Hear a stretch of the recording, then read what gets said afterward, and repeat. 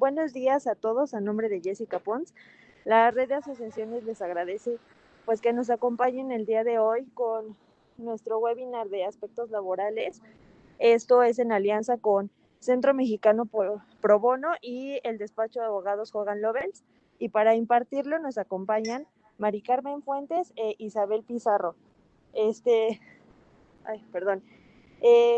Pues también damos la bienvenida a las personas que nos acompañan en nuestra transmisión a través de Facebook, y para las personas que están conectadas a través de esta plataforma Webex, les pedimos atentamente nuevamente que nos apoyen a mantener desactivados sus micrófonos y sus cámaras para evitar interrupciones a nuestras ponentes y que puedan tener una buena transmisión del webinario. Sin más, pues les cedemos la palabra. Muchas gracias, Mari Carmen e Isabel, bienvenidas. Muchas gracias. Buenos días a todos. Muchas gracias por conectarse y por regalarnos un ratito de su tiempo esta mañana para platicar acerca de los aspectos laborales en México. Mi nombre es Mari Carmen Fuertes. Tengo el gusto de estar con ustedes también con Isabel Pizarro para que juntas podamos platicarles de estos temas el día de hoy. Nuestra idea es irles dando un panorama general de los temas que vamos a tratar, que son los puntos principales o algunos de los puntos principales de temas laborales en México. Aquí podemos ver la agenda. Vamos a tratar las relaciones laborales en México, las formas de contratación, las modalidades de contratación, las principales obligaciones patronales, la subcontratación, el voluntariado y también algunos temas generales de seguridad social. Para platicarles un poquito de nosotras, Isabel y yo llevamos trabajando, yo creo que alrededor de unos 12 años juntas. Cada una tiene alrededor de 14 años de experiencia en temas laborales y de seguridad social.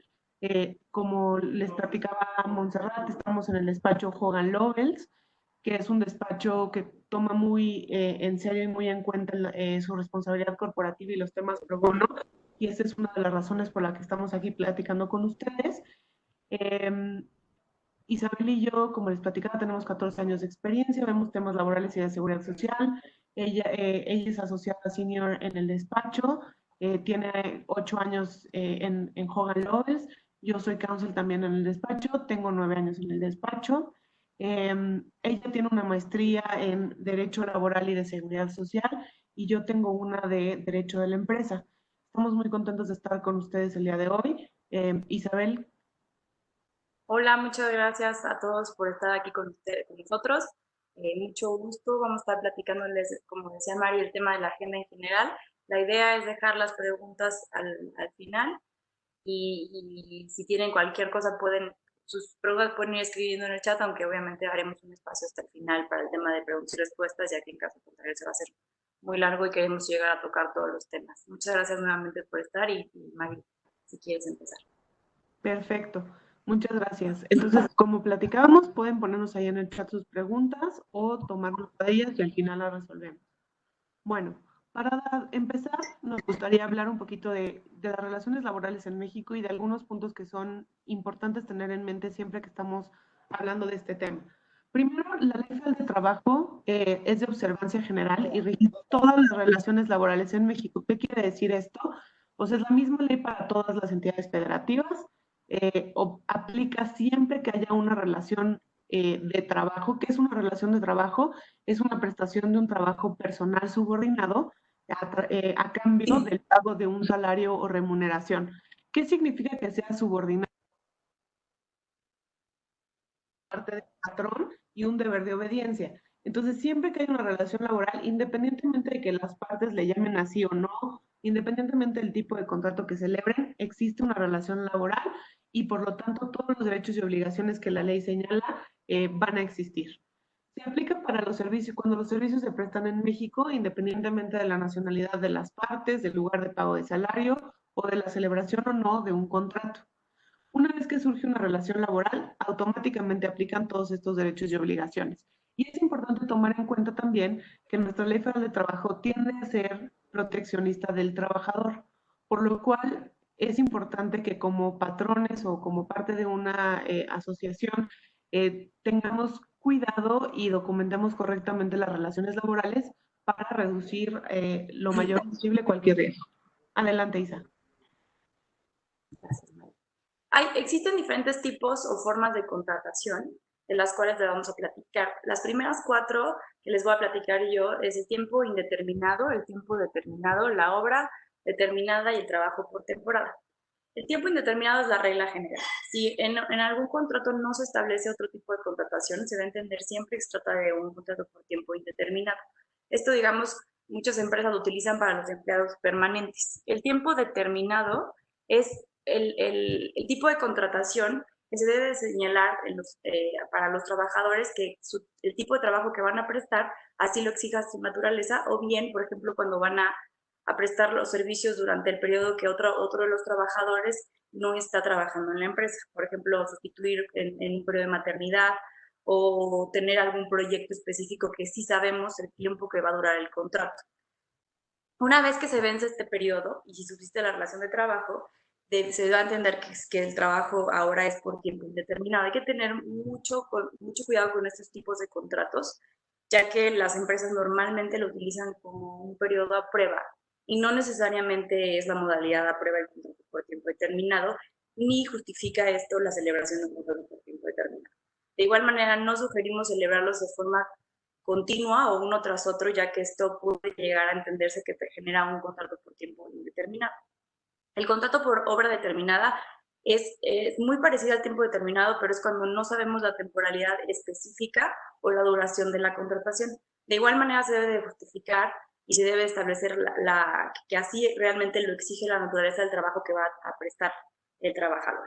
Igual, lo mismo que el tiempo por tiempo determinado, no se deben de celebrar de forma consecutiva, ya que esto puede presumir que la relación de trabajo es por tiempo indeterminado. Una vez que se acabe la obra determinada, por ejemplo, el tema de construcción, es muy dirigido a este tipo de contratación. En un tema de construcción no sabemos cuánto tiempo dura la obra específica o un proyecto específico, entonces una vez que se acaba esta obra o este periodo, entonces se acaba automáticamente la relación de trabajo, pero no le sabemos poner una duración específica.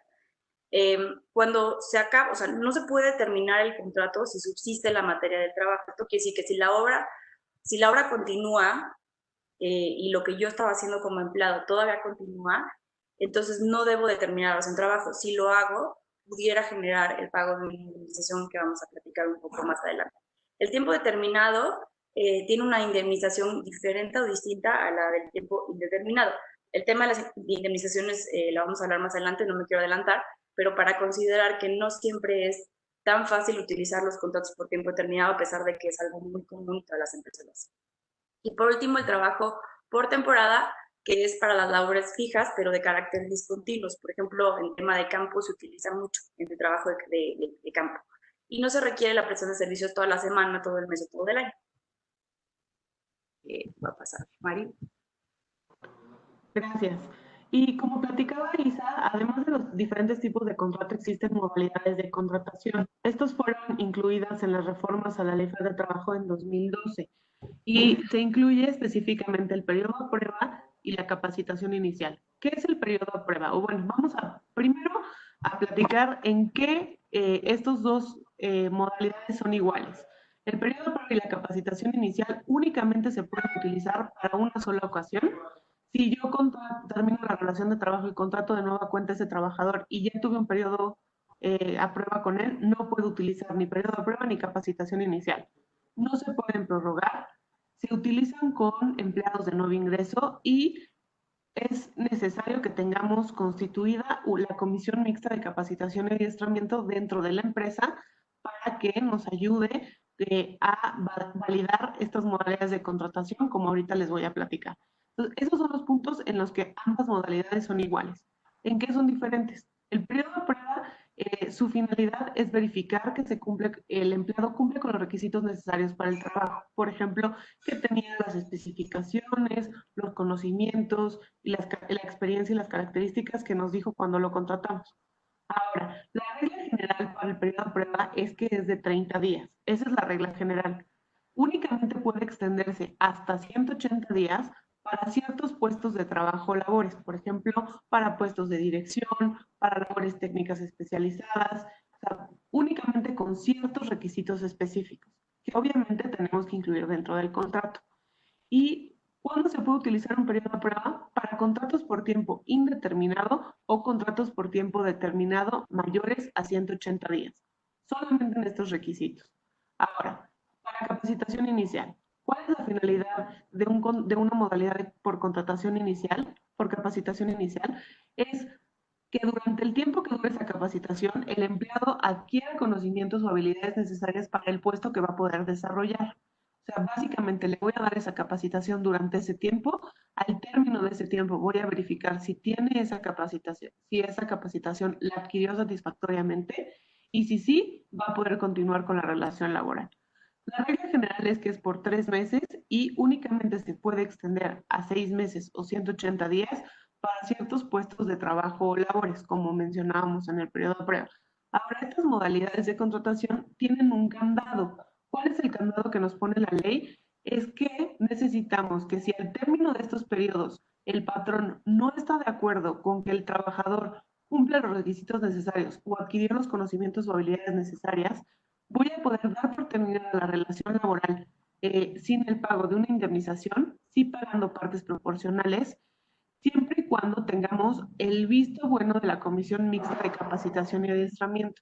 Esto es muy importante porque desde que vamos a contratar a alguien con estas modalidades, desde antes de firmar ese contrato vamos a constituir la comisión, asegurarnos que esta funcione y documentar correctamente cuáles son esos requisitos o esos conocimientos que el trabajador debe adquirir para que si al término no lo hizo, podamos dar por terminada la relación laboral sin riesgo.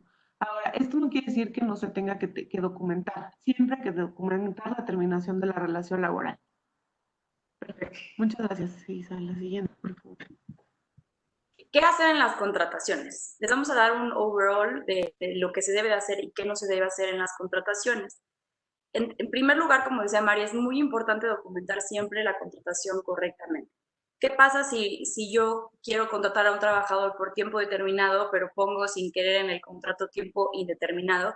En caso de un litigio, la Corte o la Junta va a determinar que la relación de trabajo era por tiempo indeterminado. Siempre va a pensar en beneficiar al trabajador. Entonces, siempre es muy importante revisar a la hora de preparar todos los contratos que la información que incluimos sea correcta y consistente. Hay que confirmar que también sea consistente con las políticas de la empresa. No es bueno dar prestaciones a empleados que tienen el mismo puesto o que generan o prestan los mismos tipos de servicios y prestaciones diferentes o condiciones de trabajo diferentes que pudieran llegar a generar un tema de discriminación o que vayan en contra de las políticas de la empresa. Siempre hay que ver y fijar que aunque a veces se puede llegar a negociar ciertas cosas con empleados, hay que tratar de siempre ver cuáles son las políticas internas de la empresa y qué implicaciones puede llegar a tener cualquier negociación que se genere con un trabajador, incluso desde una perspectiva fiscal. Considerar que las prestaciones lo que les sean otorgadas igual para todos los empleados en el mismo puesto o categoría para evitar temas de discriminación. También hay que considerar siempre tener un expediente físico y si se puede también electrónico por aparte, pero de preferencia todavía físico con toda la información y la documentación necesaria y firmada por los trabajadores. Y que estos empleados siempre firmen todos los documentos, tanto el contrato de trabajo, a lo mejor el aviso de privacidad, el reglamento que se debiera de tener, el alta del seguro, todas las políticas internas, todos los documentos, siempre confirmar que se cuenten con un expediente y que estos estén físicos en la empresa y firmados. Los nombres y las fechas siempre deben de ser correctos para evitar temas o conflicto, en caso de un conflicto. Por ejemplo, hemos visto que a veces las empresas van a contratar a un trabajador, pero todavía no aseguran la fecha de ingreso, entonces ponen estimada fecha de ingreso X día. Nosotros recomendamos que el contrato se firme, aunque lo pueden ir platicando desde antes, que el contrato se firme el mismo día que ingresa, no desde antes, porque esto puede presumir algún tema en conflicto de fechas, entonces que no sean las mismas fechas y en caso de un litigio el día de mañana, esto podría el trabajador argumentarlo a su favor diciendo que inició a prestar sus labores antes de que realmente haya iniciado y que la empresa, ¿no? Que esa parte de los días se los debiera de considerar como parte de su antigüedad. También es indispensable dar de alta a los trabajadores en el Instituto Mexicano del Seguro Social desde el día 1. aunque la ley de Seguro Social permite 5 días para los trabajadores dar de alta o baja. Es muy importante que desde el día 1 se den de alta a los trabajadores para evitar temas de capitales constitutivos en caso de algún riesgo de trabajo. Y como les decíamos, guardar en el expediente toda la documentación necesaria que en caso de litigio esto le va a favorecer al patrón.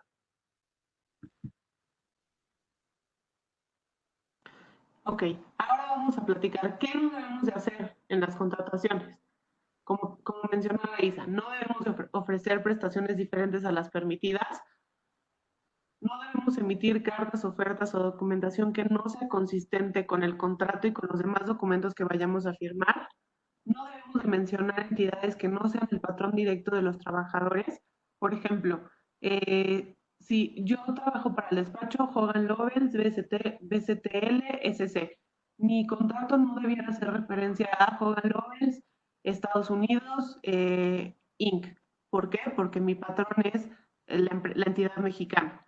Incluso cuando sea parte de una asociación o de un grupo, es importante que la documentación sea consistente. Incluir el nombre incompleto del trabajador o del patrón o no establecer las fechas y datos correctos. Nos pasa mucho que dice, por ejemplo, el contrato es de Mari Fuertes. Sí, pero mi nombre no es Mari Fuertes, mi nombre es Mari Carmen Fuertes Abascal, ¿no? Con nombre completo, apellidos, etc. Entonces es muy importante ser consistente, porque a veces dice en un documento Mari Fuertes y en el otro Carmen Fuertes Abascal. Entonces, desde ahí empezamos a tener problemas. Utilizar formatos o documentos que no estén autorizados o actualizados de acuerdo a las políticas. Lo ideal sería que tengamos un contrato que esté actualizado con los datos del empleado y que no utilicemos diferentes que pueda favorecer a que haya errores. ¿Qué pasa o cuáles son los riesgos de que no se sigan estas recomendaciones que les comentamos? Número 1, en caso de que los contratos de trabajo no establezcan los requisitos indispensables que establece la ley, pudiera haber una sanción por parte de las autoridades laborales en caso de una inspección, ¿no? Las multas, más adelante las vamos a platicar, pero en términos generales van de 50 hasta 5,000 UMAS por incumplimiento y se pueden señalar por empleado y en caso de incidencia se pueden duplicar. Obviamente el tema de que los contratos no cumplan no es a lo mejor algo tan grave como otro tipo de violaciones a la legislación, sin embargo son requisitos fáciles de cumplimentar, por lo tanto sugerimos que sí pongan atención en ese tipo de situaciones y asegurarse que sus contratos estén actualizados de acuerdo a lo que exige la ley.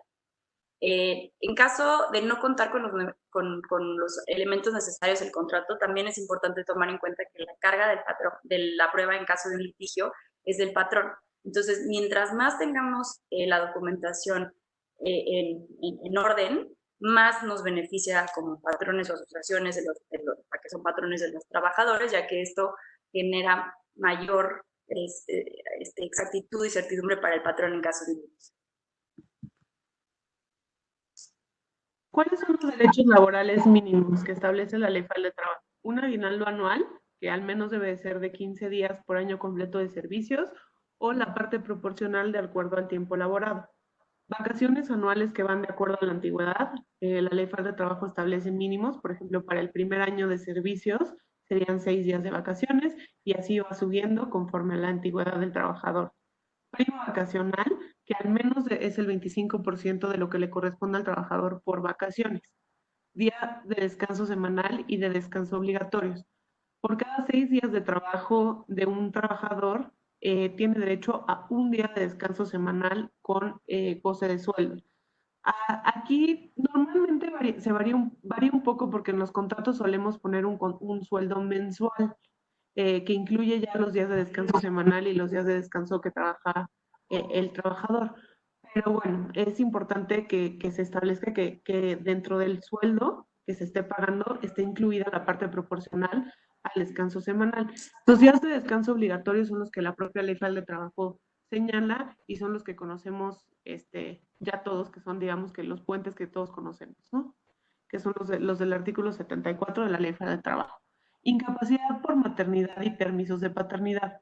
Incapacidad por maternidad es este tema que es uno de los derechos de seguridad social que tienen los trabajadores cuando están dados de alta en el Seguro Social y se establecen 42 días de descanso prenatal y 42 días de descanso postnatal al nacimiento.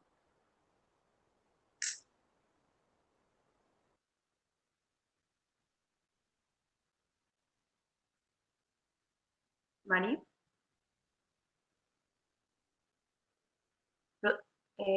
Bueno, creo que perdimos a Mari en lo que regresa. Continúo con este tema. ¿Me oyen a mí bien? Perdón. Sí, ok, continúo. El tema de PTU, bueno, permisos de paternidad, de acuerdo a unas reformas recientes, a partir de 2012 se incluyeron los permisos de paternidad para los papás que tienen hijos y también un tema de adopción. Entonces, los permisos de paternidad son por tema de adopción o hijos directamente, es de 5 días y estos no están considerados en tema de seguridad social. Por lo tanto, directamente los patrones son quienes tienen la obligación de otorgar estos días con goce de sueldo íntegro. Respecto al tema de maternidad, ya Mari no alcanzó a decirlo porque tuvo problemas técnicos, pero en caso de incapacidad por maternidad, el Seguro Social tiene un límite del pago de salario de acuerdo a las propias reglas de la ley del seguro social y sus reglamentos. Entonces, el salario base de cotización no necesariamente siempre va a ser el salario real que percibe el trabajador porque está topado a 25 UMAS. Entonces, si por algún caso las trabajadoras tuvieran un salario mayor al salario base de cotización que tienen el Seguro Social, en caso de una incapacidad por maternidad, como la Ley del Trabajo establece la obligatoriedad de que los trabajadores durante este periodo de maternidad reciban el 100% de su salario, es necesario que durante estos periodos por maternidad o incapacidades por maternidad se pague la diferencia entre el salario base de cotización que tenga, si está topado, y el salario real que perciben los trabajadores. El pago de PTU, que en caso de aplicar también se debe de pagar y se paga dentro de los 60 días siguientes al pago al pago de impuestos. El pago de una indemnización en caso de un despido injustificado o una terminación laboral sin causa. Esto lo vamos a platicar un poco más adelante, pero en términos generales solo existen ciertas causas que establece la Ley del Trabajo y se debe de seguir un proceso muy específico en caso de una terminación. Entonces, de ser así, si se terminara la relación de trabajo, si no hubiera una causa específica, incluyendo las causas específicas que vamos a platicar, tales como muerte o el término de un periodo de una obra de contrato por tiempo determinado o por obra determinada, entonces los trabajadores tendrán derecho también al pago de una indemnización, que vamos a platicar más adelante y como les platicaba es diferente para los casos de relación de trabajo por tiempo indeterminado que los de determinado. Las jornadas de trabajo y tiempo extraordinario. Aunque en muchas legislaciones alrededor del mundo existen trabajadores que son exentos del pago de tiempo extraordinario, en México no es el caso. En México todos los trabajadores, la ley es una ley de derechos mínimos. Esto quiere decir que te va a establecer lo mínimo indispensable a que todos los trabajadores tienen derecho y no se pueden otorgar menos de esos beneficios o prestaciones. Entonces, es indispensable que cuando los trabajadores excedan sus formas de trabajo, que establece la ley del trabajo, o bien los mismos contratos de trabajo, si se llega a trabajar tiempo extraordinario, los trabajadores van a tener derecho al pago de tiempo extra. Ay, no sé qué está pasando aquí. Perdón. Estamos teniendo... Ay, no sé. Por ahí ¿Alguien sabe? Alguien está, creo que, compartiendo pantalla. Sí. Que no es. ¿Hola? Esa no es mi pantalla, entonces no Sí, sé. es que ahorita lo cambio. Gracias, perdón. Bueno, Mari ya regresó. Perdón, yo continúo hablando toda. No, te perdimos por alguna razón, pero a ver, tengo que volver a compartir. A compartir, sí, por favor, Isabel. ¿Ahí no la ven? No va. No. Una disculpa a todos. Yo seguí platicando muy feliz mi lámina. Temas técnicos, a ver, vamos a ver. ¿Dónde comparto? Aquí, ¿verdad? Sí, compartir. A ver. ¿Ahí la ven ya? Ya, muchas gracias. Déjame la borrar nada más.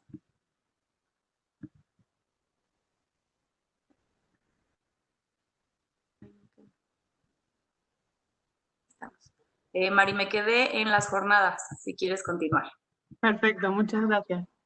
Bueno, como les mencionaba Isabel, hay jornadas máximas de trabajo que para los trabajadores que tienen jornada diurna, como la que mayormente trabajamos casi todas las personas, es de máximo 48 horas a la semana. Lo que la ley establece es que si se excediera esa jornada máxima permitida o la jornada contractual, entonces se tendría derecho al pago del tiempo extra conforme a las reglas que la propia Ley Federal de Trabajo establece. El registro y pago de aportaciones en materia de seguridad social, que quiere decir que estemos dados de alta en el Seguro Social y que por lo tanto también tengamos contribuciones al Instituto del Fondo Nacional de la Vivienda para los Trabajadores o Infonavit, y también el registro del patrón ante el Infonacot, que fue también uno de los organismos que se incluyó en la reforma de 2012 y que lo que busca es que los trabajadores tengan acceso a préstamos con baja tasa de interés para que puedan adquirir bienes y elementos de consumo de primera necesidad. Hay muchas obligaciones patronales que establece la legislación. Entre estas, otorgar las prestaciones mínimas que platicaba Mari, el reparto de utilidades en caso de aplicar, dependiendo del tipo de entidad que se trate, las contribuciones al Seguro Social, las cuales incluyen el Infonavit, el IMSS y el SAR, la integración de las comisiones mixtas, que son 5, existe la comisión mixta para el reglamento interior de trabajo, la Comisión Mixta de Seguridad y Higiene, que hoy en día con todo este tema es indispensable que cuenten con ella una vez que vayan a abrir. El tema de la Comisión Mixta de Reparto de Utilidades, la Comisión de Antigüedades y la Comisión de Capacitación y Adiestramiento que ya platicaba Mari. La de capacitación y adiestramiento, en teoría, sí está, todas las demás no requieren un mínimo de trabajadores ni el tipo de entidad que sea. Todos los patrones tienen que tenerlos. El tema de capacitación y adiestramiento sí se establece un mínimo de trabajadores de por lo menos 50 para la obligación de tener esta comisión. Sin embargo, si tienen contratos con modalidades a prueba o por capacitación inicial, es indispensable que cuenten con esta comisión. También es muy importante que se cumplan con las normas de seguridad y salud en el centro de trabajo. Además del reglamento federal en materia de salud que se establece, existen también distintas normas oficiales mexicanas que tienen que cumplir todos los patrones. Aunque no tengan mayor riesgo, desde una oficina son más o menos entre 10 y 15 las normas aplicables, las normas oficiales que aplican a todos los centros de trabajo. Por lo tanto, es indispensable que estas normas también se cumplan, porque si llegara una inspección por parte de la Secretaría de Trabajo en materia de seguridad e higiene, derivado de este tema de COVID, una vez que empezamos a regresar a la normalidad, van a ser muy comunes. Hay que cumplir con estas normas, además, obviamente, del tema, todos los requisitos establecidos para los lineamientos en materia de seguridad y salud ahorita para el tema de COVID. Y adicionalmente, si tienen menores, mujeres embarazadas, discapacitados y ahora empleados vulnerables por el tema de COVID, hay requisitos específicos que deben de considerarse. Creo que me senté. Sí. Perfecto. Bueno, algunas otras obligaciones importantes. Lo que platicábamos de tener un aviso de privacidad, esto es en términos de la Ley Federal de Protección de Datos Personales en posesión de los particulares, que es otra ley diferente a la Ley Federal de Trabajo, pero que establece ciertos derechos para el titular de la información, que sería en este caso el empleado, y ciertas disposiciones que hay que cumplir para el uso y el tratamiento de estos datos personales. Entonces es importante que dentro del expediente laboral, como patrón tenemos acceso a cierta información que son datos personales de los trabajadores, su nombre, su dirección, su número de cuenta, su edad, su estado de salud en algunos casos, etcétera, es importante que tengamos este aviso de privacidad. Ahora, cuando hay accidentes de trabajo o riesgos de trabajo, hay una obligación de dar aviso a las autoridades. Esto varía un poco de acuerdo al caso específico, pero es importante que lo tengamos en cuenta. ¿Qué es un accidente o un riesgo de trabajo o una enfermedad de trabajo? Cuando por las labores que el propio trabajador está desempeñando para su patrón, tiene un accidente o una enfermedad que esté directamente relacionado con sus funciones para su patrón. El cumplimiento de normas oficiales mexicanas, dependiendo de las actividades y riesgos en el centro de trabajo, que es lo que les platicaba Isa, de acuerdo al tipo de actividades que realiza un trabajador, hay ciertas normas oficiales que hay que cumplir. por ejemplo, de iluminación, de ventilación. Si hay trabajadores que están más expuestos a riesgo por las actividades que realizan, también hay normas específicas que hay que cumplir. ¿Qué pasa si no las cumplimos? Que si en caso de una inspección podemos tener una multa por parte de las autoridades laborales, independientemente de que obviamente también puede haber otro tipo de responsabilidad porque no se esté protegiendo adecuadamente a los trabajadores en caso de ciertas funciones que puedan ser de alto riesgo. Los permisos de paternidad, que por ejemplo en el caso de trabajadores hombres, son 5 días hábiles en caso de nacimiento o adopción de un niño, de su hijo o hija, en caso de que tengan alguno, ¿no? Es un permiso especial. En estos casos se pagan por el patrón. Es importante que los documentemos correctamente. También hay otorgar permisos sin goce de sueldo a trabajadores con base en una declaración especial de ausencia. Eso también fue una de las últimas reformas que hubo a la Ley Federal de Trabajo. Si de repente un trabajador o trabajadora desapareciera y no supiéramos qué pasó, desgraciadamente en nuestro país con los niveles de violencia y de inseguridad que existen puede suceder. Existen ciertas obligaciones que hay que cumplir y durante el tiempo que dure este procedimiento especial de ausencia se da un permiso sin goce de sueldo donde no se puede dar por terminada la relación laboral y existen disposiciones específicas. Es importante nada más que sepan que existe, por si tuvieran ese caso, sepan que hay que buscar y que hay que ciertas disposiciones que hay que cumplir. Ahora, con la reforma que hubo a la Ley Federal de Trabajo en 2019, también hay obligación de entregar un ejemplar impreso del contrato colectivo de trabajo o de la revisión a los mismos a los trabajadores siempre que exista un contrato colectivo de trabajo. Si no existe contrato colectivo, pues esta obligación entonces no aplicaría. Implementar un protocolo para prevenir la discriminación. Esto también es una de las cosas que se reforzó en la última reforma y es importante que exista. Esto no solamente es importante para el tema laboral y de bienestar de los trabajadores, que es algo muy importante, sino también para, de alguna forma, reducir la posible responsabilidad que pudiera tener un patrón en caso de que hubiera un tema de acoso o de discriminación dentro del centro de trabajo. Y también difundir, por ahí creo que no alcanzo a ver la última versión. Oportunamente las convocatorias de autoridades o del sindicato. Correcto. Eso obviamente únicamente en caso de que hubiera sindicato, pero es una de las últimas reformas a la Ley Federal de Trabajo. Y también en la última reforma se añadió la necesidad, que no está aquí, pero me acabo de acordar, de incluir una designación de beneficiarios en el contrato de trabajo. Para esos casos que, como saben, con independencia de cualquier tema civil o familiar que se pueda llevar por un proceso sucesorio, en la Ley Federal del Trabajo se establece que cualquier derecho que se haya generado en la relación de trabajo, los herederos o los dependientes económicos del trabajador tienen derecho al pago de las prestaciones y salarios que se hayan devengado. Entonces, para esto y hacer un proceso más rápido en lugar de la designación de beneficiarios a través del procedimiento especial que establece la Ley del Trabajo, se señaló la necesidad de establecer dentro del contrato de trabajo la designación de los beneficiarios de los trabajadores, para que si no lo tienen, vayan considerando hacer un anexo al contrato de trabajo. La modificación de beneficios, en teoría, no se pueden modificar las prestaciones de trabajo ni las condiciones de trabajo de los empleados de forma unilateral. Esto quiere decir que por parte de la empresa o del patrón, de forma unilateral y sin el consentimiento de los trabajadores, no se puede llevar a cabo una modificación unilateral, ya que esto puede generar una causa de rescisión o de terminación con causa para que los trabajadores puedan terminar la relación de trabajo de forma justificada y solicitar el pago de una indemnización. Se puede llevar a cabo, o es posible, a través de dos procesos, siempre y cuando se documente correctamente y que sea de común acuerdo. No nos vamos a meter mucho a este tema, pero nada más les queremos decir en general, se puede hacer, hay dos procesos que son un poquito algo que las empresas o los patrones llevan a cabo.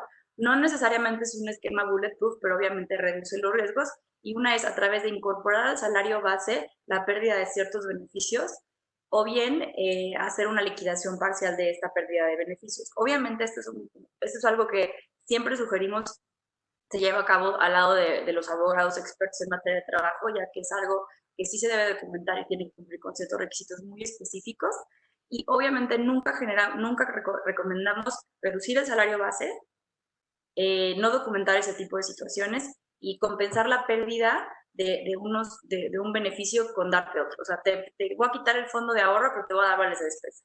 Porque esto lo único que genera es, tienes dos beneficios, ¿no? El fondo de ahorro y los vales de despensa. En lugar de compensar uno con otro, las autoridades no lo van a ver así, entonces nunca recomendamos hacer este tipo de esquemas sin haberlo visto con algún abogado laboral, y ahí sí recomendamos que sean expertos en materia de trabajo para estos asuntos.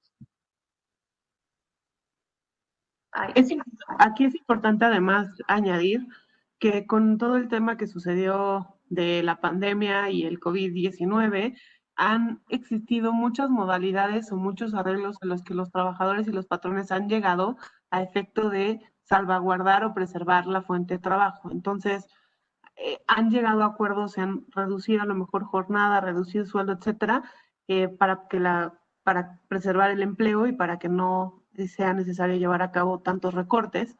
Lo que sí es importante es que se documente correctamente para reducir riesgos. Si no nos vamos a meter tanto en ese punto porque sería otra plática por completo diferente, pero es importante que lo tengamos en mente. Ahora, vamos a un punto importante que es la subcontratación y que ha sido materia de mucha discusión en medios, porque muchas autoridades laborales, fiscales y de seguridad y las autoridades de seguridad social dicen que la subcontratación se ha utilizado en la práctica para hacer muchas simulaciones, para no pagar impuestos y para no pagar cuotas de seguridad social. Entonces, ¿qué es la subcontratación?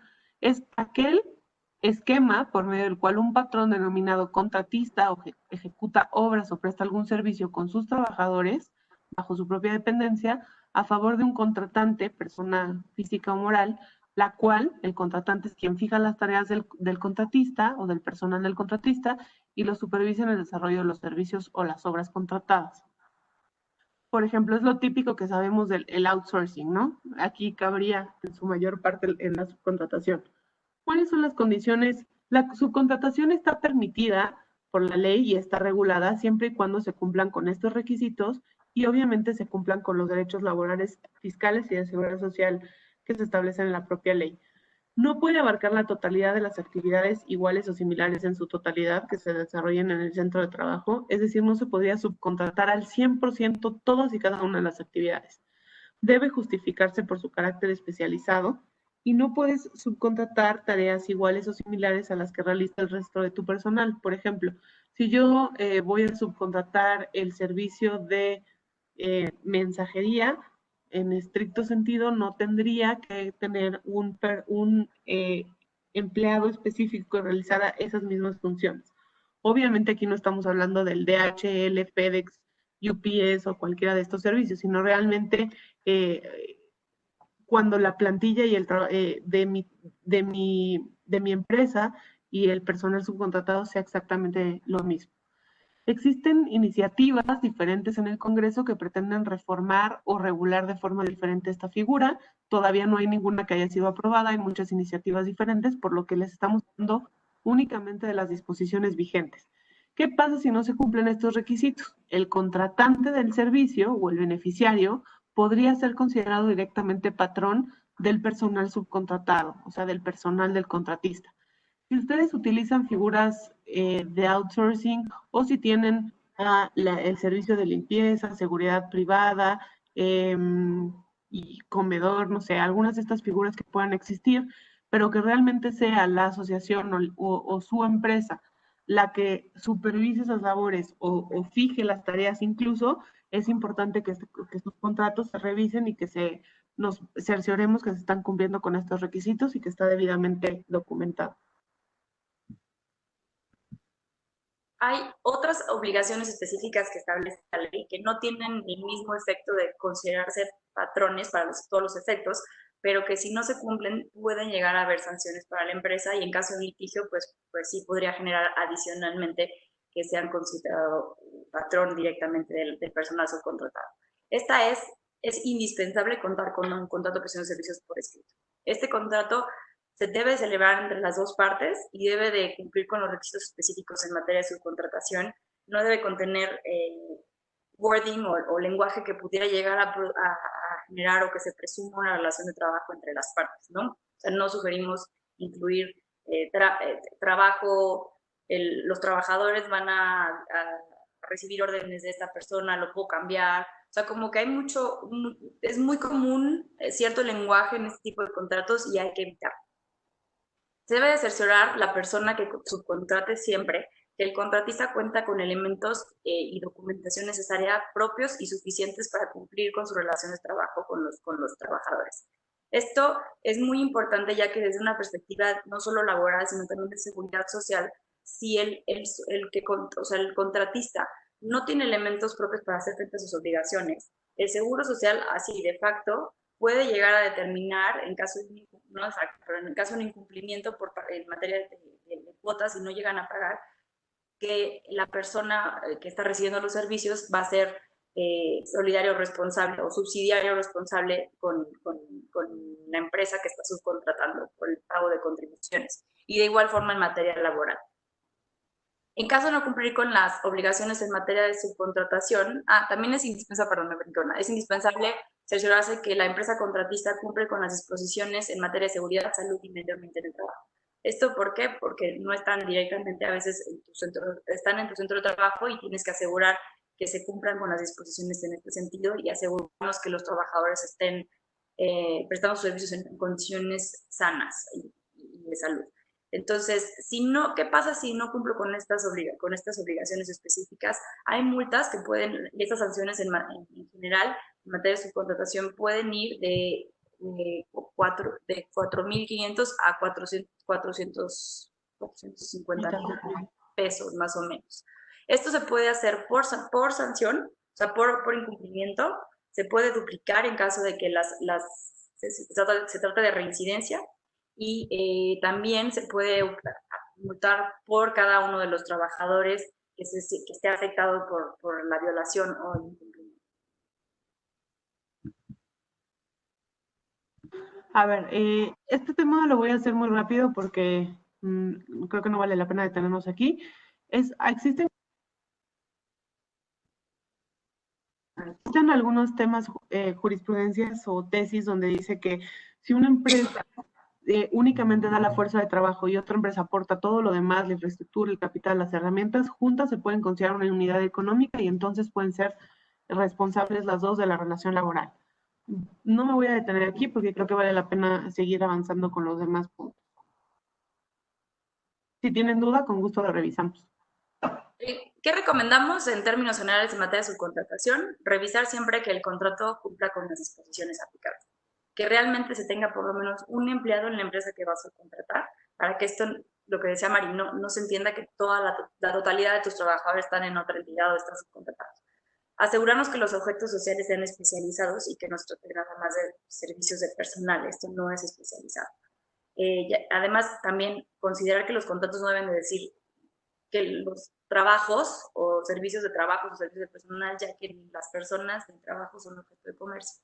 Revisar las descripciones de puesto para asegurarnos lo que decía justamente Mari, de que si vas a contratar a un mensajero, vas a contratar esos servicios, no debes de tener el mismo puesto internamente. Lo que les platicaba, los elementos propios y suficientes de la contratista, el chiste no es agarrar contratistas que te presenten esquemas más baratos que te pudieran llegar a generar más riesgo que beneficio. Es importante que permanentemente se cercioren que las empresas contratistas cumplan con todas sus obligaciones en materia de seguridad, salud y medio ambiente respecto a sus trabajadores y obviamente asegurarse que los requisitos fiscales en materia de subcontratación se estén cumpliendo. No nos vamos a meter mucho en ese tema porque realmente van cambiando año con año, pero el chiste es que se cumplan con los requisitos en materia laboral para que no genere tampoco efectos fiscales sobre la deducibilidad de los pagos que se realizan por este concepto. Creo que Perfecto. Vamos a platicar ahorita de los contratistas independientes, que son una figura importante que vemos muy seguido en asociaciones o en empresas incluso. Hay que realmente revisar o cerciorarnos que lo que estamos hablando es un contratista independiente y no una relación laboral documentada como una contratación o una prestación de servicios independientes. Entonces, si en verdad son contratistas independientes, es decir, no están subordinados a la asociación o a la empresa, entonces no les aplica la ley federal de trabajo porque no hay subordinación. Si hay subordinación, sí aplica. ¿Cuál es el riesgo? En caso de un litigio, se puede llegar a condenar o a presumir que la empresa o el patrón o el alegado o la empresa o la asociación debió de haber cumplido con todas las obligaciones laborales y de seguridad social y fiscales.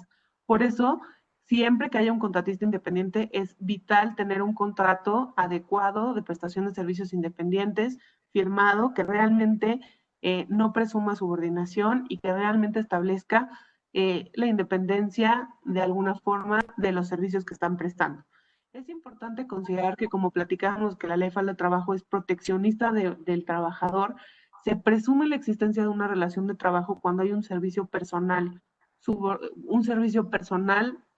pagado, ¿no? Entonces, ¿qué debemos de hacer? Pues no otorgar herramientas de trabajo a los contratistas, tratar de que no sean exclusivos, no dar órdenes o instrucciones por escrito, que no tengan una jornada fija, no darles prestaciones, que las facturas o recibos que nos otorgan no sean consecutivas. O sea, hay que hacer que la relación en el día a día sea consistente con ese servicio independiente que nos van a prestar y documentarlo correctamente. Porque de lo contrario, en caso de un litigio, se puede considerar que esas personas son trabajadores y no contratistas.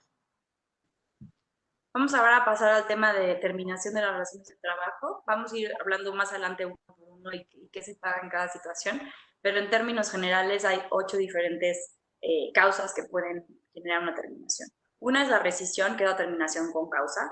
Esta es muy difícil de probar, tiene requisitos muy específicos y, como lo platicamos, siempre la Junta va a determinar que va a tratar de favorecer a los trabajadores. Entonces hay que tener mucho cuidado con este tipo de determinaciones con causa, ya que las únicas causas, aunque ustedes acuerden no tener el contrato de trabajo, las únicas causas de terminación son las que están establecidas en la ley de trabajo.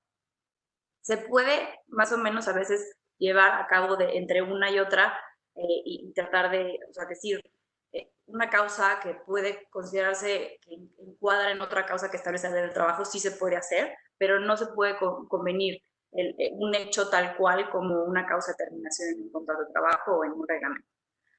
La liquidación, que es la terminación sin causa, que o sea, se puede terminar un trabajo sin causa, pero obviamente genera la obligación de pago de indemnización. Por mutuo consentimiento también se puede llevar a cabo, en términos de 53. La renuncia, que es la forma unilateral del empleado de dar terminación de trabajo. La muerte del trabajador también genera una terminación, al igual que la incapacidad física o mental, que genere que sea imposible continuar prestando el servicio o el trabajo.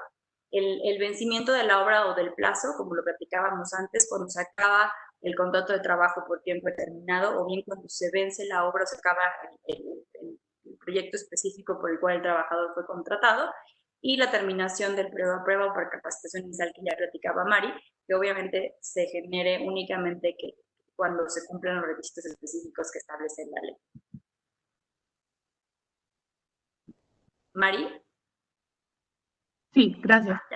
De acuerdo al tipo de terminación, van a haber circunstancias o requisitos específicos, ¿no? Como les platicaba Isabel, en una rescisión o cuando hay una causa justificada, tienen que ser las causas específicas que señala la ley. Se debe de contar con evidencia para acreditar esta causa.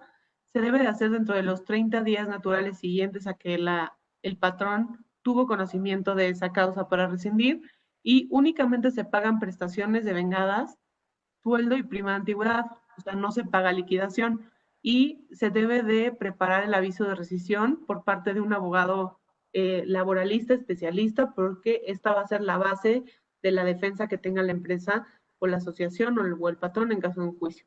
En un caso de una liquidación o terminación sin causa, debe documentarse correctamente, siempre se debe documentar toda terminación correctamente.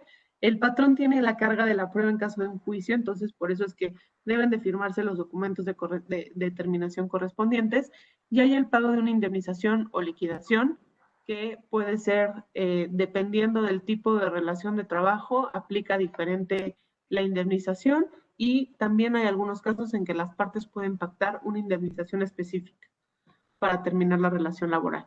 Y en caso de renuncia, que es cuando el trabajador unilateralmente decide dar por terminada la relación laboral, únicamente se pagan las prestaciones devengadas y proporcionales y solamente se paga la prima de antigüedad si el trabajador tiene 15 años o más de servicios.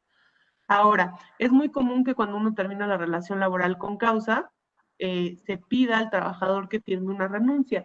Esto es totalmente válido y se puede hacer y es una práctica generalizada y que puede ser consistente con documentar correctamente la relación laboral, independientemente de que las partes acuerden el pago de una indemnización. Pasamos a la siguiente, por favor. La terminación de obra o vencimiento de plazo. Como les platicábamos, cuando se acaba la obra, cuando tienes un contrato de trabajo por tiempo determinado o por obra determinada, se puede llegar a terminar el trabajo al término de este periodo sin responsabilidad para el patrón. Esto quiere decir que sin la necesidad de pagar una indemnización. Pero para esto es necesario que justifiquemos correctamente la temporalidad del contrato y la terminación del mismo, para que no tengamos un tema posterior. Se deben de pagar salarios y prestaciones devengadas al término.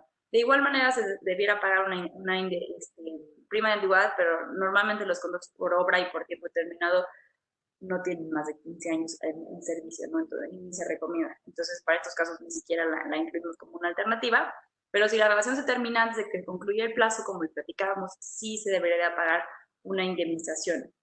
El periodo a prueba o la capacitación inicial, cuando se acaba el periodo a prueba o la capacitación inicial, se debe determinar la relación de trabajo sin responsabilidad para el patrón, siempre y cuando se hayan cumplido con los requisitos que establece la ley. Entre esos es necesario tomar en cuenta la opinión de la comisión mixta y se debe documentar correctamente tanto el contrato y el periodo a prueba o capacitación inicial y la terminación del mismo. No recomendamos que si se extendió, que si no se cumplió con cualquiera de los requisitos que ya señaló María anteriormente, se dé por terminar el trabajo tan fácilmente como decir ya se acabó tu periodo de prueba o capacitación inicial, porque en caso de un litigio o que el trabajador no estuviera de acuerdo con esa terminación, podríamos llegar a tener un riesgo como patrones. La incapacidad física aumentará que haga imposible la prestación del trabajo. Como decíamos, cuando por algún tema yo tengo alguna incapacidad como trabajador que genere que ya no puedo realizar mi trabajo, puedo llegar a terminar como patrón la relación de trabajo sin responsabilidad, es decir, sin pago de indemnización. Para esto es muy importante tener el certificado de incapacidad que emite el Seguro Social. Por tema de riesgo de trabajo no se paga una compensación adicional, sin embargo, bueno, siempre se puede hacer, porque ahí se paga directamente por parte del Seguro Social. Pero cuando es por un riesgo no profesional, ahí sí se puede llegar, ahí sí la ley establece el pago de un mes de salario, más la prima obviamente de antigüedad y las prestaciones y salarios con independencia de qué haya generado esta incapacidad. Y nuestra recomendación siempre es celebrar un convenio de terminación con independencia de la causa, siempre celebrar un convenio de terminación, y en este tipo de casos sugerimos siempre ratificarlo en la Junta de Conciliación y Arbitraje competente. También siempre se puede documentar y recomendamos que se firmen renuncias y obviamente el finiquito en donde se incluya el desglose de los conceptos que se están cubriendo. Ay, no me recuerdo, perdón. Perfecto. Bueno, lo que platicábamos, hay diferentes tipos de indemnización en caso de terminación de la relación laboral. El más común es el de por tiempo indeterminado, que incluye 3 meses, 3 meses de salario integrado, 20 días de salario integrado por año de servicios, la prima antigüedad, que son 12 días por año y está topado al doble del salario mínimo. El salario mínimo en algunas partes del país es de 123.22 pesos y en la zona fronteriza es mayor, y el pago de partes proporcionales y devengadas. En caso de un contrato por tiempo determinado de menos de un año, la indemnización es una cantidad igual al importe de los salarios de la mitad del tiempo de prestación de servicios, y si el tiempo determinado del contrato es de más de un año, son 6 meses de salario por el primer año de servicios y 20 días por año de servicios subsecuente. Como platicábamos, dependiendo del tipo de relación, es la indemnización que corresponda, y también es importante mencionar que como platicábamos, las partes pueden llegar a un acuerdo diferente acerca de la cantidad que pagar para dar por terminada la relación laboral. la integración, como decía Mari, los 90 días y los 20 por año se integran. Esto quiere con salario integrado. ¿Qué quiere decir el salario integrado? Es el salario base que se le paga al trabajador, más una parte proporcional de todos los conceptos que pagan. Es muy diferente el salario base de cotización, que sí se establece claramente qué integra y qué no para el pago de contribuciones en materia de seguridad social. Y otra cosa es el salario de área integrado para efectos de indemnización. Muchas veces se confunden esos conceptos y es muy importante que no se confundan. El salario base de cotización se regula a través de la ley del Seguro Social y los reglamentos aplicables, mientras que el salario de área integrado para efectos de indemnización se regula a través de la ley de trabajo. Y aquí sí, no hay tantas cosas que se consideren como fuera del salario diario integrado.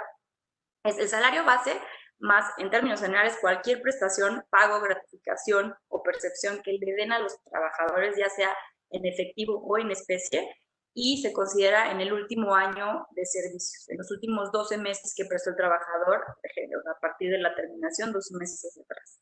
Entonces, sí es muy importante que consideremos las dos diferencias entre el salario de área integrado y el salario base de cotización para que no paguemos las indemnizaciones considerando el salario base de cotización. Ok, algunas recomendaciones prácticas que les sugerimos para dar por terminadas, cuando tengan que dar por terminada alguna relación laboral.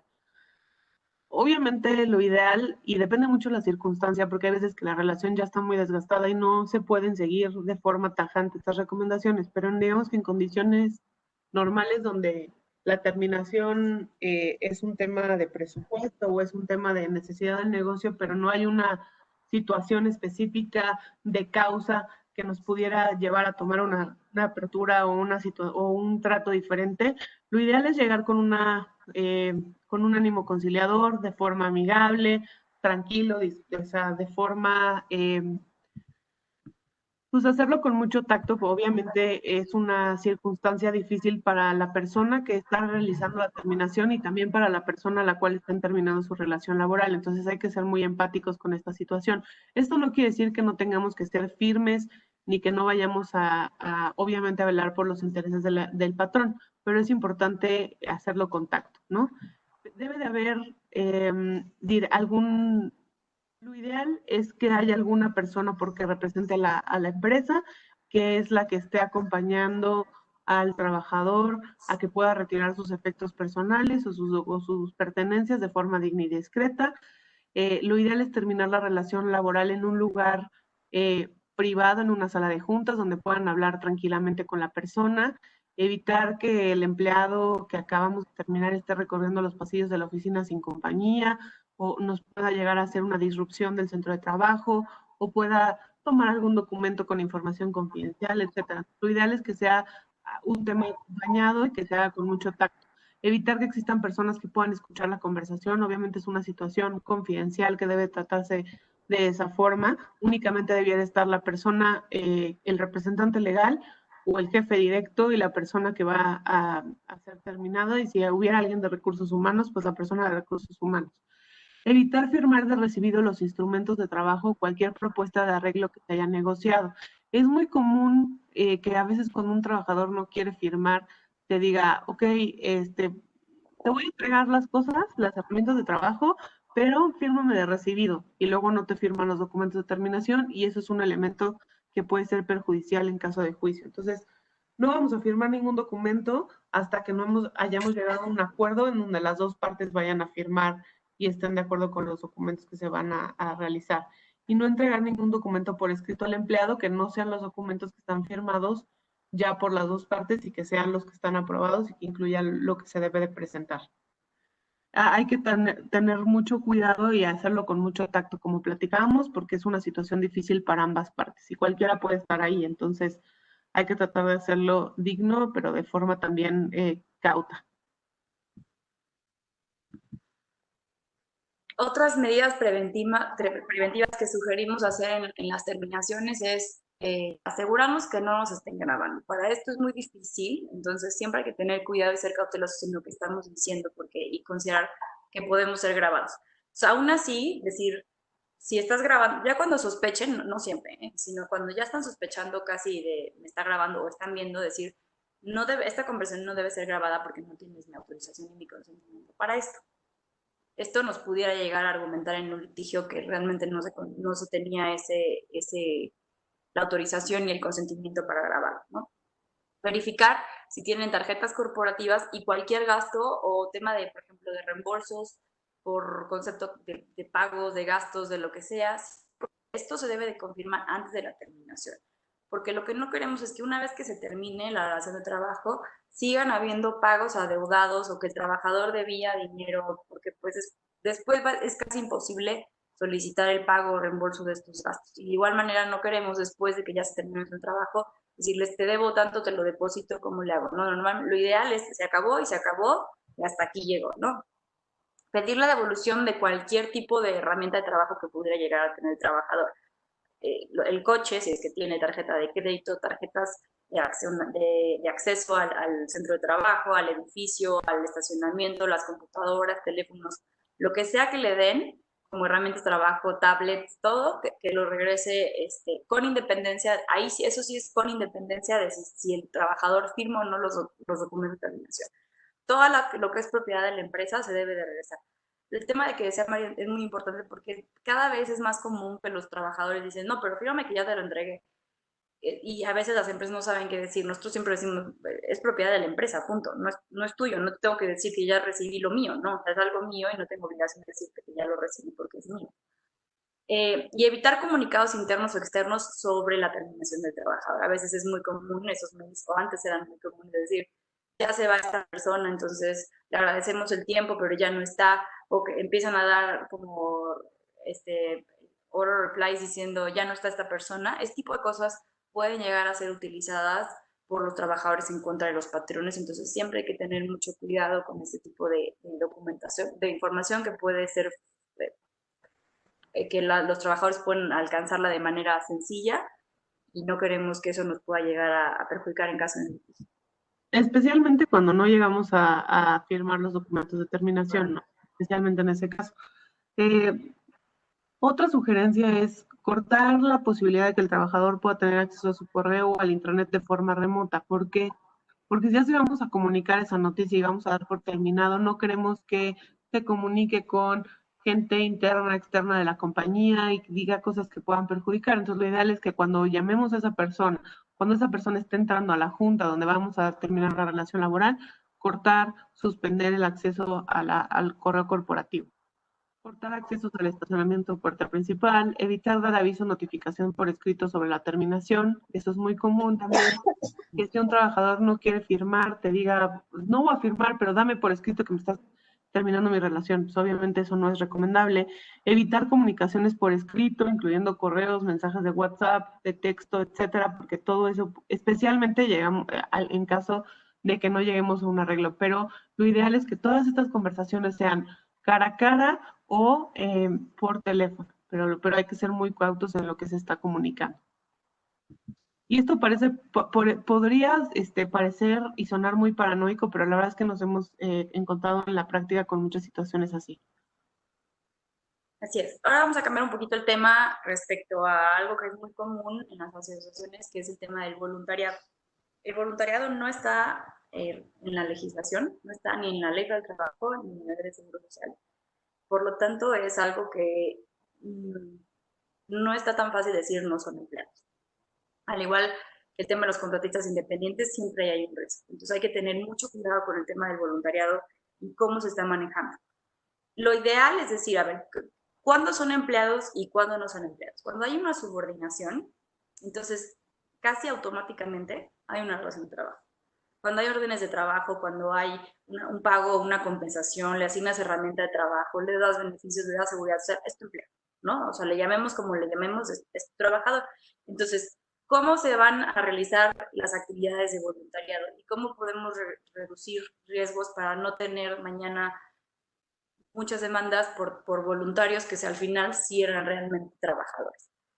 Número uno debe de ser, deberemos de ver si se puede o no, en ciertos casos, celebrar algún tipo de convenio de colaboración con la persona o directamente con alguna escuela, universidad o institución que se pueda estar generando el voluntariado, si es que existe esa alternativa, sino directamente con la persona.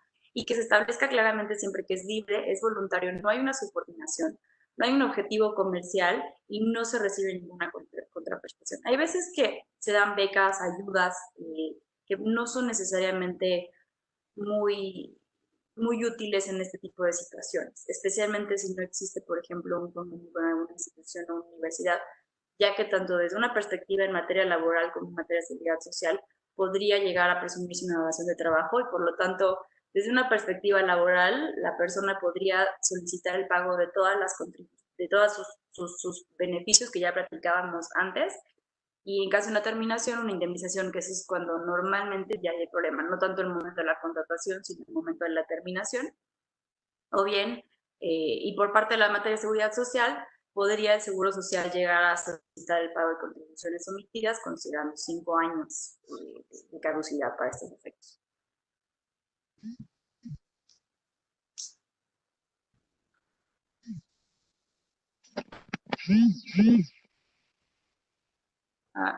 No sé, Mari, no te oigo. ¿O perdón. Ya. No, perdón. Uno de los temas que queremos platicar antes de pasar a las preguntas con ustedes es el tema de seguridad social. Seguridad social, ¿qué es? Es una obligación del patrón inscribir a sus trabajadores en el Seguro Social. Lo ideal, como platicaba Isabel, es registrarlos desde el primer día para evitar riesgos relacionados con capitales constitutivos. De lo contrario, podría uno ser acreedor a multas o otras sanciones y además, si le llegara a pasar algo al trabajador, pues de cierta responsabilidad con él mismo o con sus beneficiarios. Es importante inscribir a los trabajadores en el Seguro Social con el salario base de cotización correcto, porque en caso de incumplimiento pues puede haber algunas sanciones y responsabilidades y capitales constitutivos para la asociación o empresa. Y el IMSS también puede llegar a poner multas, recargos y actualizaciones. Para poder inscribir a tus trabajadores en el IMSS, es necesario darse de alta como patrón para contar con un número de registro patronal e inscribir a los trabajadores a través del portal o de la página web del Instituto Mexicano del Seguro Social. Y también inscribirse de acuerdo con las actividades reales o realmente la actividad preponderante que tiene la empresa o el patrón. ¿Por qué? Porque dependiendo de las actividades que realicemos y de las funciones que hacen los trabajadores, tienen un grado de riesgo diferente. No es lo mismo el grado de riesgo de una persona que está en una oficina sentada en su computadora que a lo mejor de una persona que tiene que ir a recorrer la sierra o de un doctor o otro tipo de actividades que por su sola función tienen un grado de riesgo diferente y por lo tanto tienen una prima diferente. Y por enfermedad con el riesgo más alto que realizan los trabajadores. Y ahí es un poco, esto sí es importante revisarlo con su contador, abogado, etcétera, para asegurarnos que estamos correctamente clasificados. Claro. Si quieres. Ahí nada más para complementar. Cuando la actividad preponderante es cuando tú los contratas directamente, o sea, vamos a asumir que no tengo yo no presto servicio, no tengo un contrato de prestación de servicios o no soy outsourcing. Entonces ahí en teoría debiera ser con la actividad preponderante, pero el riesgo más alto cuando eres prestadora de servicios o empresa de servicios. Entonces hay diferentes reglas de acuerdo al tipo de actividades que se realizan y de acuerdo al tipo de empresas que son. Entonces es muy importante, como decía Marín, no es lo mismo el doctor que está en la sierra que a lo mejor una persona que está en la oficina. Entonces hay que tener mucho cuidado para asegurarnos que están bien clasificados. Perfecto. Bueno, pues ahora, si quieren escribirnos en el chat sus preguntas o si quieren quitarle el mute a su micrófono. Hay algunas que si quieres te las hago, María. A ver, dice, tenemos una persona por contrato independiente, me imagino que debe ser contratista independiente, que firmó su contrato de manera remota y lo firmó y lo escaneó. El documento final tiene las firmas de las partes solo digitalizadas. ¿Hay riesgo? ¿Es legal? Mira, sí es legal porque de alguna forma las disposiciones y la Ley Federal del Trabajo inclusive reconocen firmas electrónicas o medios electrónicos de prueba, pero no es lo más recomendable. Yo les sugeriría, y la recomendación que hacemos siempre es, ahora que se normalice la situación, que por favor le pidan que firme su contrato de forma autógrafa, con su firma de puño y letra en los documentos, en cada una de las hojas, firma completa. Y que la asociación, el patrón, se quede con al menos un original firmado con las firmas de las dos partes. Sí es muy importante. Si esto no se puede o la contingencia vemos que sigue tardando, mientras tanto, lo que podemos también pedirle es que firme, imprime el documento, lo firme con su puño y letra y se los envíe por mensajería o se los vaya a dejar o se los alguna dirección, pero lo podría hacer incluso por mensajería.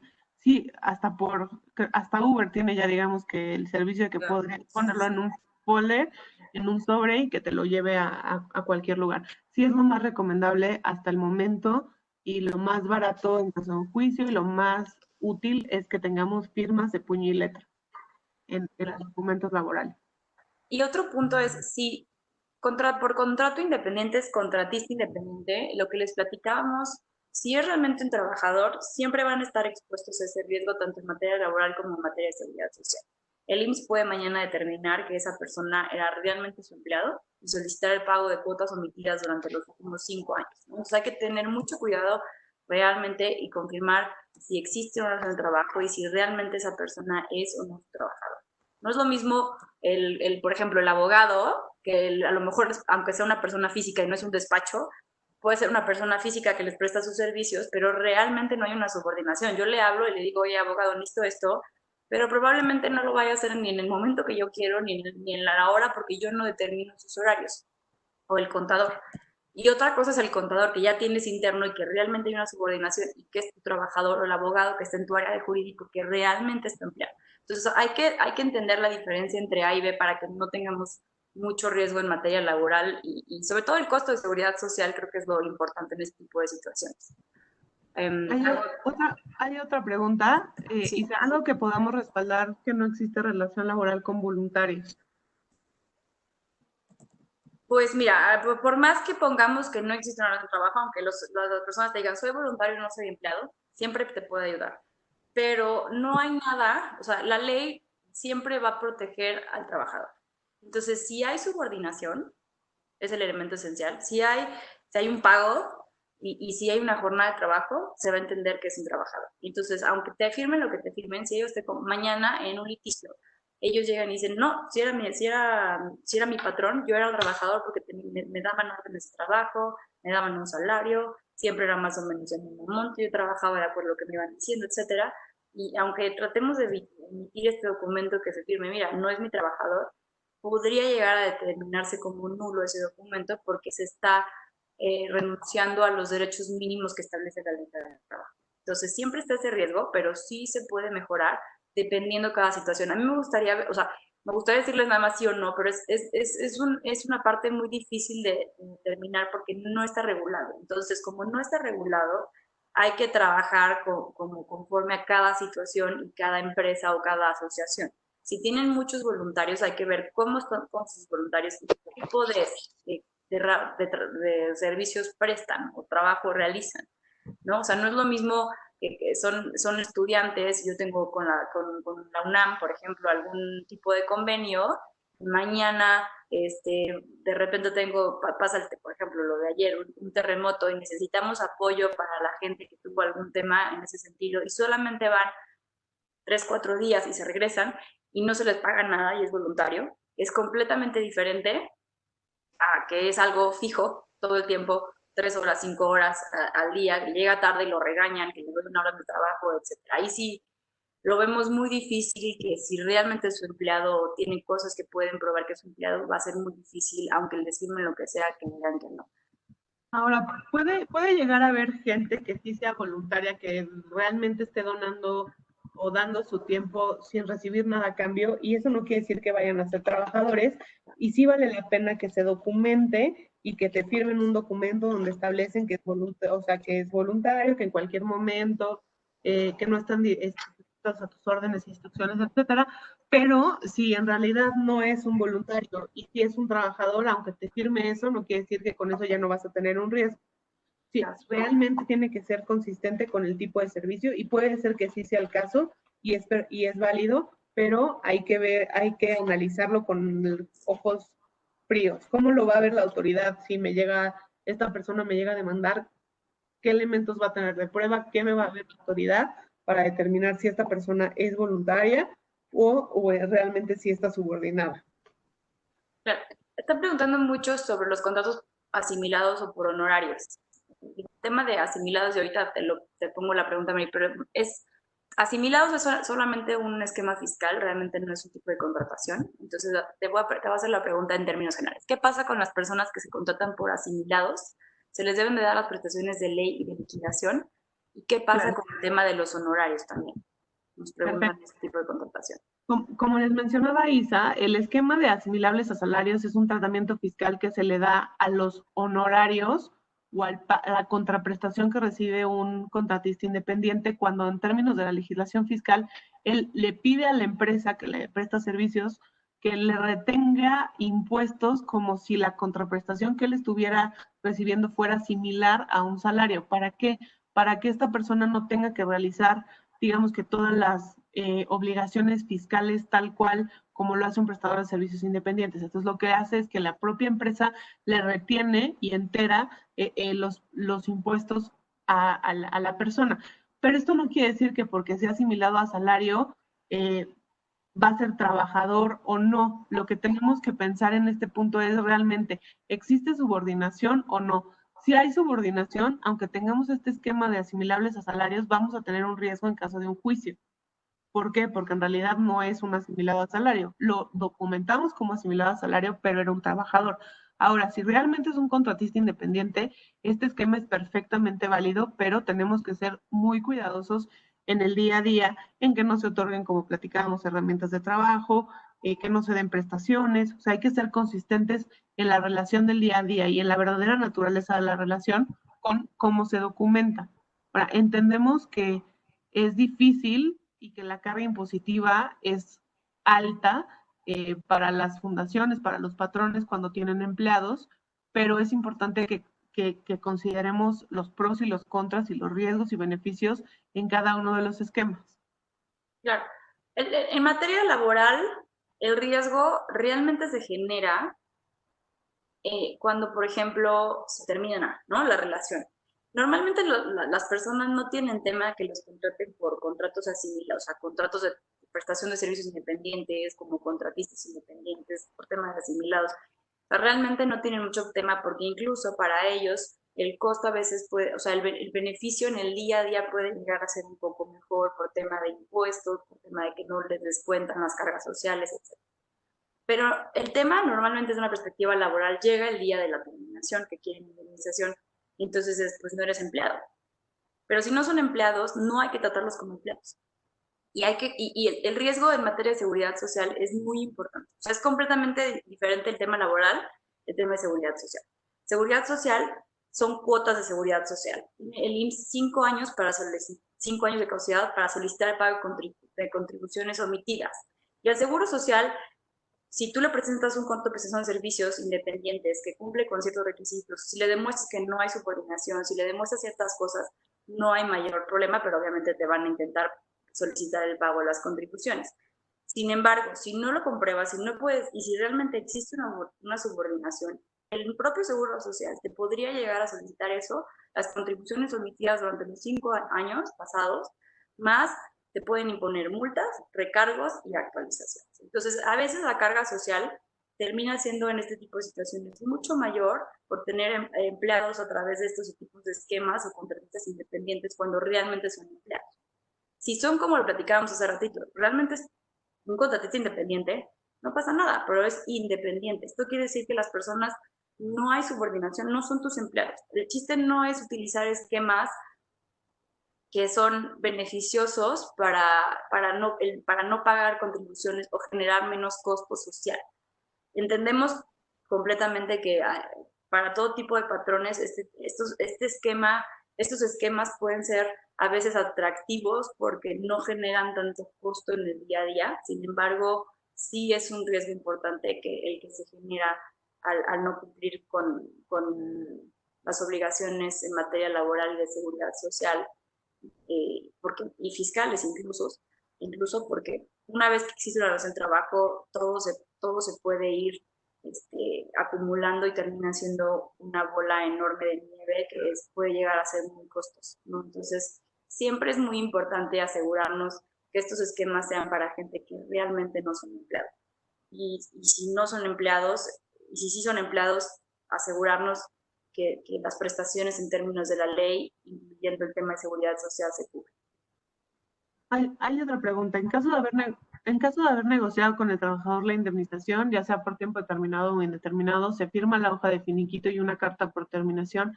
¿Eso nos ampara como empresa? Sí te ampara como empresa, es parte de lo que platicamos de que la relación esté correctamente documentada.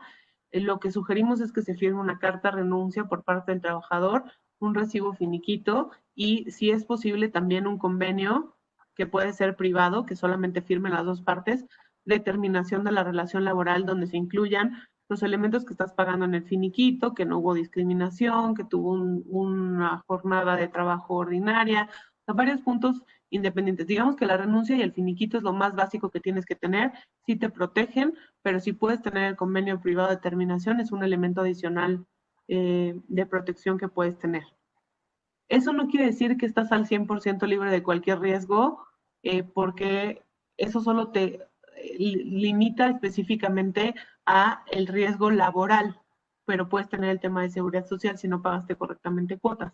Pero digamos que es una primera forma de estar protegidos y sí es algo que sugerimos y que debe de documentarse. Isa, hay otra pregunta. Para las ONG, ¿se realizan contrataciones por salarios asimilables a salario por el costo?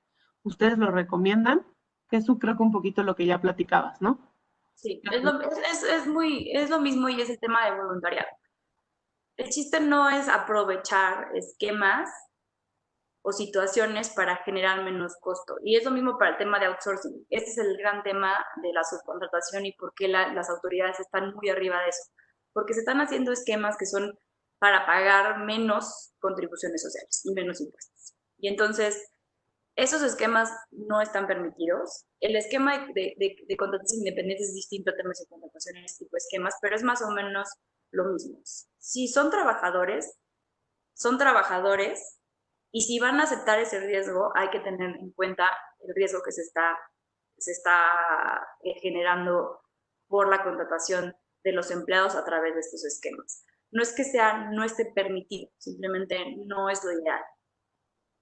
O sea, mientras sean empleados, siempre se va a tener el riesgo de que, como son empleados y hay una subordinación, siempre se va a tener ese riesgo de que mañana o el trabajador o el Seguro Social llegue y solicite el pago tanto de prestaciones en términos laborales como en términos de seguridad social.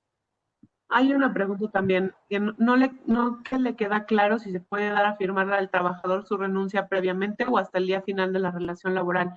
Es una práctica que le han recomendado y que no ha hecho por el momento. Mira, lo ideal es que las renuncias y las terminaciones se firmen el día de terminación de la relación laboral. Si no, de otra forma, eso se puede considerar de alguna forma que es una simulación o incluso que esos documentos no sean válidos.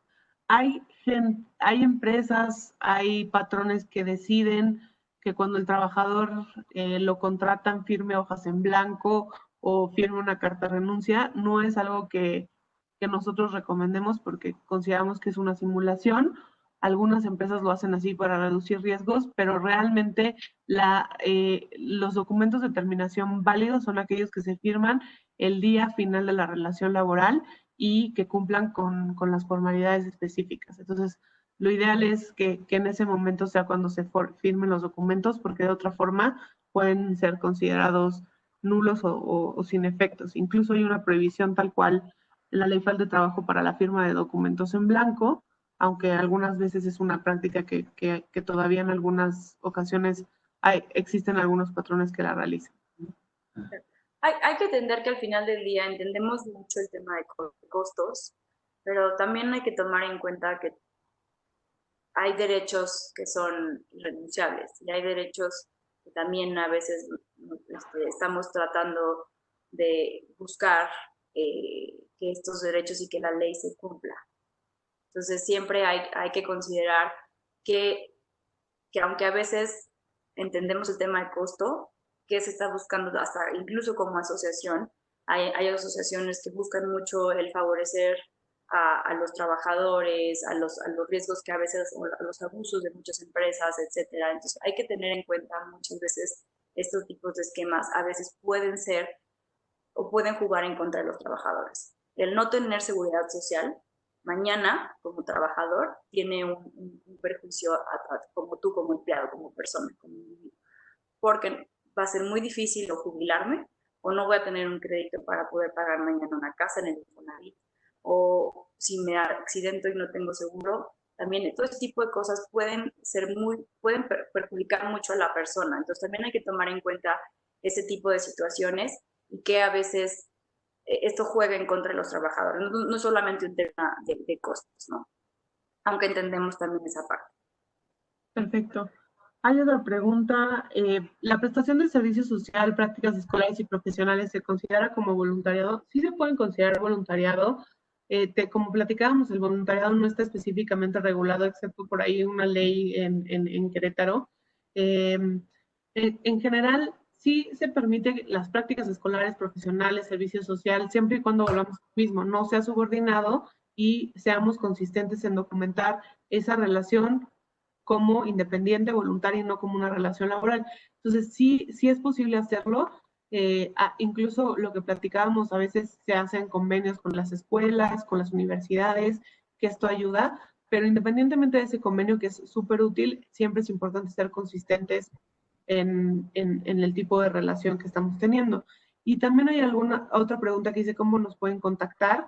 Si quieren, podrían tocar base con la red de asociaciones, con el Centro Mexicano Pro Bono, y les pueden dar nuestros datos de contacto para que puedan contactar si consideran necesario al área específica de Pro Bono del despacho, y a través de ellos ya podemos coordinar con todo gusto cualquier asesoría o apoyo que requieran, si se cumplen con los requisitos y lineamientos que tiene el despacho para esos efectos.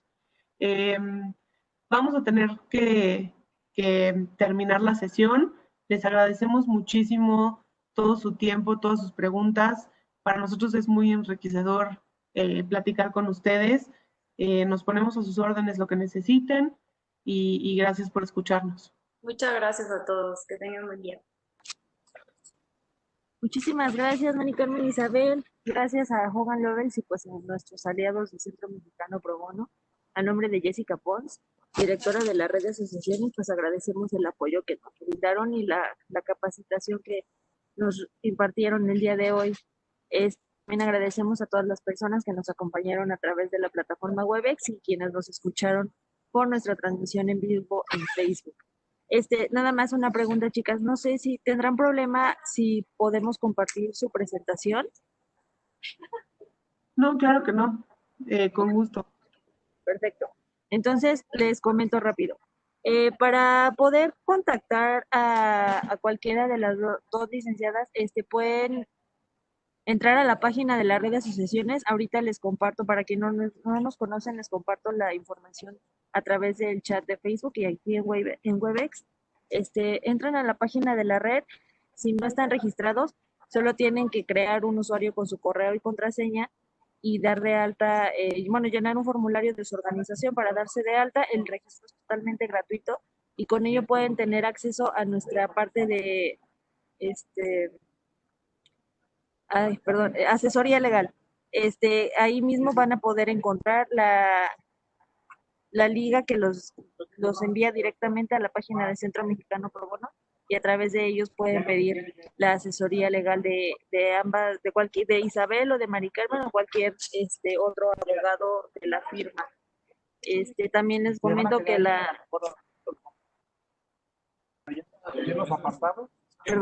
les comento que la presentación queda grabada y se les envía automáticamente a sus correos las personas que ingresaron por Webex a más tardar hoy por la tarde.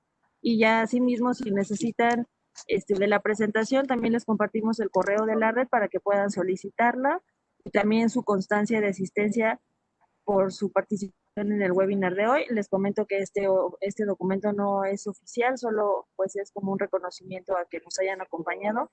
Y pues por nuestra parte sería todo. Muchísimas gracias nuevamente y que tengan excelente día. Gracias a ustedes. Y si tuvieran cualquier feedback o retroalimentación que nos quieran llegar a hacer también a través de la asociación, nos la pueden llegar a hacer. Muchas gracias. Gracias, hasta luego, buen día.